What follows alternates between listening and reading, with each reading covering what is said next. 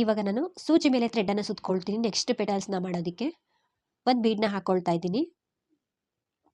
ಬೀಡನ್ನ ಥ್ರೆಡ್ಡಿಗೆ ನಿಡಲ್ ಒಳಗಡೆ ಹಾಕೊಳ್ಬೇಕು. ಅದನ್ನ ಸ್ಟ್ರೈಟಾಗಿ ಇಟ್ಕೊಂಡು ಬೀಡ್ನು ಕೂಡ ಇಟ್ಕೊಂಡಂಗೆ ನೀವು ಬಟ್ಟೆ ಮೇಲೆ ನೀಡಲ್ನ ಚುಚ್ಚಬೇಕು. ಹಾಗೇನೆ ಅದು ಬಗ್ಸಿದ್ರೆ ಬೀಡ್ ಬಿದ್ದೋಗೋ ಚಾನ್ಸಸ್ ಇರುತ್ತೆ. ಬಟ್ಟೆಗೆ ಚುಚ್ಚೋವರೆಗಾದರೂ ನೀವು ಬೀಡನ್ನ ಬ್ಯಾಲೆನ್ಸ್ ಮಾಡಿ ಇಟ್ಕೊಳ್ಬೇಕು.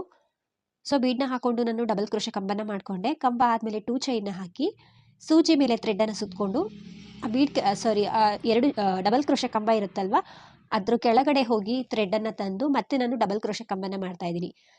ಮೂರು ಕಂಬಗಳನ್ನ ಮಾಡ್ಕೊಂಡು ಬಂದ್ವಲ್ಲ, ಅದೇ ರೀತಿಲೂ ಕೂಡ 3 ಡಬಲ್ ಕ್ರೋಶೆ ಕಂಬಗಳನ್ನ ಮಾಡ್ಕೊಳ್ತಿದ್ದೀನಿ.